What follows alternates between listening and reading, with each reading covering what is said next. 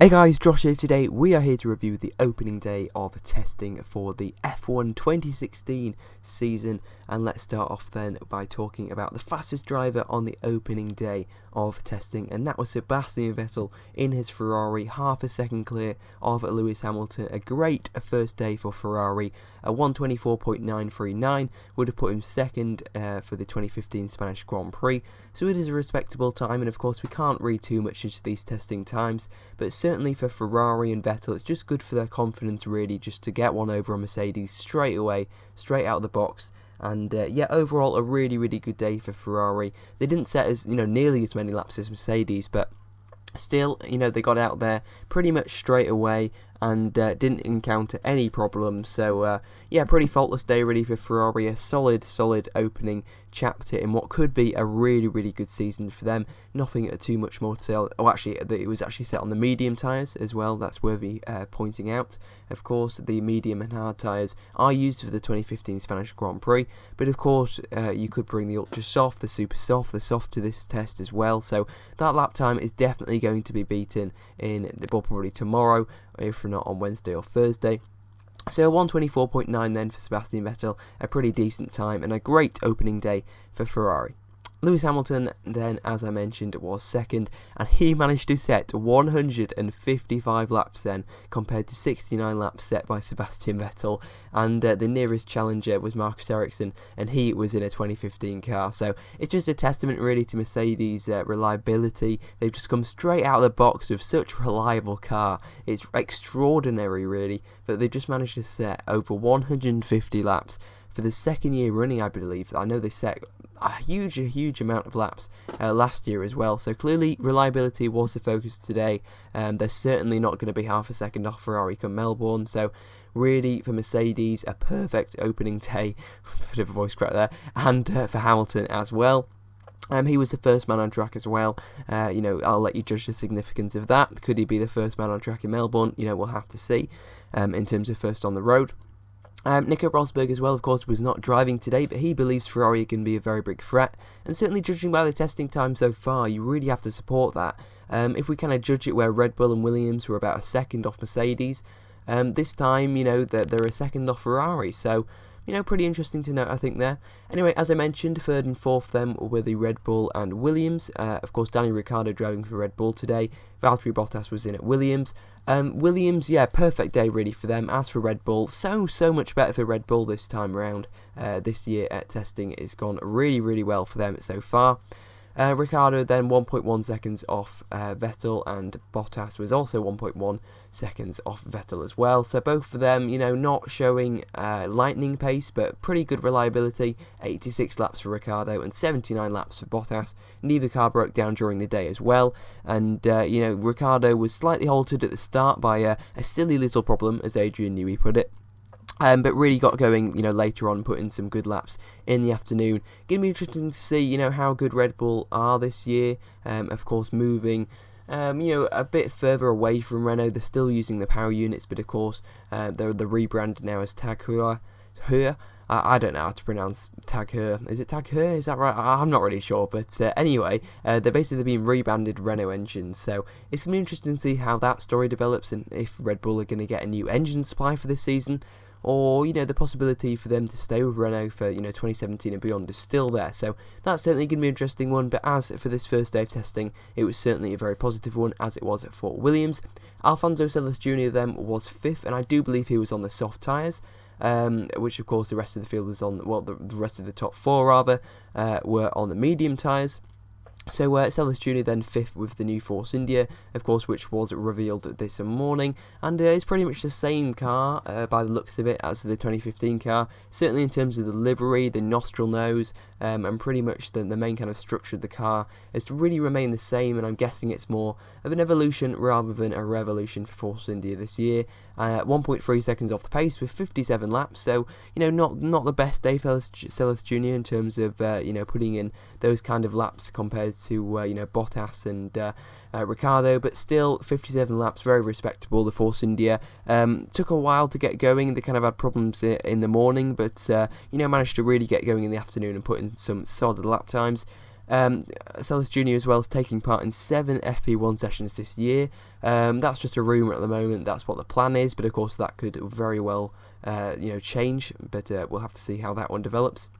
And 6th place was Jenson Button then, also with the soft tyres on. 126.7 for McLaren then, 1.7 seconds off the pace, or rather 1.8 seconds if you round it up.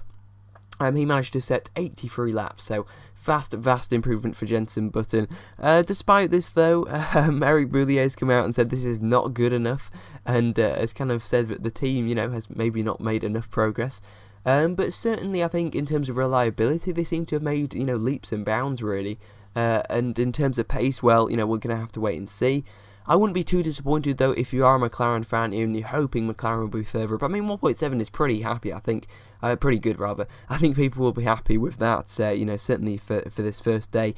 And what you do have to bear in mind is, and this is something that Ted Kravis reported, that the Honda engine in that McLaren is a Mark 1, and that's going to be used for this week. Then Honda are going to be bringing a different engine next week, and that'll be called basically the Mark 2, if you will. And then the Mark 3 engine will come in Melbourne, and that'll be a combination of the best bits between these two engines and everything they kind of analysed over the winter as well. So, compared to 6 laps last year on the opening day, vast improvement for McLaren. I'd say a very, very positive day for McLaren.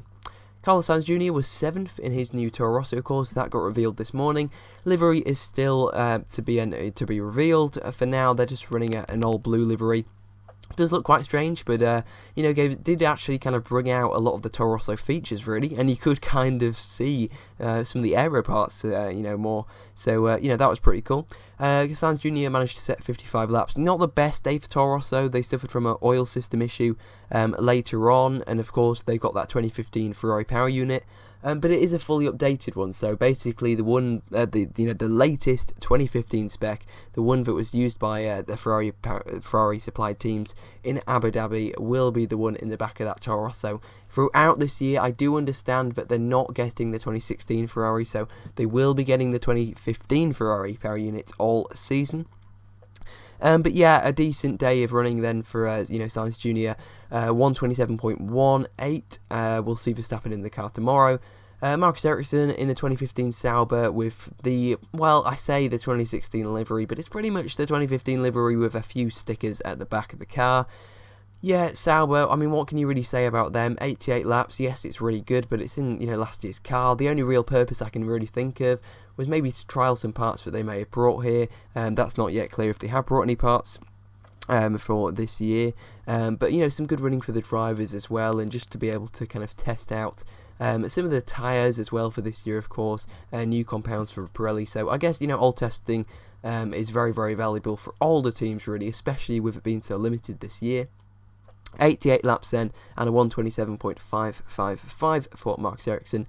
That time it put him 8th fastest. Behind him was Pascal Wehrlein then in the Manor. It's so good to see Manor not last in a timesheet. They managed to finish a 10th ahead of Romain Grosjean in that Haas today. 54 laps for the Manor then, a really, really good day. They did encounter some problems, especially early on, and then I think that it set less than 10 laps in the morning session, but really, really did turn it around in the afternoon, and we saw them out a lot more, and they did manage to, as I mentioned, complete 54 laps. So yeah, great stint for Wehrlein, of course. It's very, very important for him to get as much mileage as possible. And a very, very striking livery as well for Manor. Orange and blue. Who was expecting that, really? But it does actually work, really, I think. It does look like one of the best liveries on the grid. I think there's been a mixed response, but generally, definitely, the response has been very, very favourable. So, yeah, great day for Wehrlein and for Manor. I mean, not perfect, but, look, just compare it to last year. It's absolutely phenomenal, the turnaround that has happened at that Manor team. We'll see. I think Wehrlein is coming back in for tomorrow as well. Yes, he is. He's back in the car tomorrow. Jolyon Palmer in his Renault then was slowest of them all, 4.4 seconds off. Not a good day for Renault, propping up the grid with that, of course, Renault engine back in that car, of course, after, of course, they had Mercedes last year. Major downgrade for them. If you compare them, of course, to the nearest Renault team, well, rather the only other Renault team, of course, that's Red Bull, and they were 3.3 seconds off a Red Bull. So certainly, I think we haven't seen the best from Jolyon Palmer. Oh, one thing I would like to add before I talk more about Renault is Romain Grosjean had a front wing failure. Very, very strange. Going down the main straight, his front wing just gave up and completely came off the car. Very much, the shots were, of course, quite a bit of deja vu, really. Of course, Fiat running around with that camo bull, last year with no front wing, and we saw similar shots with Romain Grosjean as well. So, yeah, interesting about that. Anyway, back to Renault. Yeah, not a good day for them. 36 laps, problems in the afternoon for them. They broke down pretty much as soon as the green flag flew. Butchered that. The green flag flew for the afternoon session, not a good day for Palmer and the Renault team. Much improvement needed for them, but I do believe we are seeing Palmer back in the car tomorrow, so hopefully it'll be a better day for him, because I guess he needs mileage, and so does Magnussen, of course. Palmer's had quite a bit of mileage, but still, of course, needs all the experience he can get for the up and coming season. Anyway, that is the 11 drivers, and it's so good to say 11 drivers in 11 teams. It's so good to have another team joining the grid, of course. Haas, they did have problems today, and so did Renault as well. We kind of see these, I kind of call it the 3 new teams really for this year. You've got Manor, who of course, have been around, of course, since 2010, but they've kind of been reborn for 2016, a very, very different team there. Haas, of course, are a completely new team. And Renault, of course, are very much this new works team. Of course, a lot of the staff has stayed on, but it's in a very new direction for that team. So overall, a very, very good day for the likes of Ferrari and Mercedes. Not so good for the kind of 3 new teams, but Manor, I think, good day for them, but especially for Haas and Renault, much work needs to be done on those cars. Sauber, pretty pointless day for them in terms of judging anything about them for the season, but still, far from a pointless day, but I mean in terms of us judging them, nothing much you can really say about them. Toro Rosso, not the best pace, but of course they're not going to be chasing lap times. McLaren, good reliability from them. Lap times not quite there yet, of course, especially considering they set a time on the soft tyres.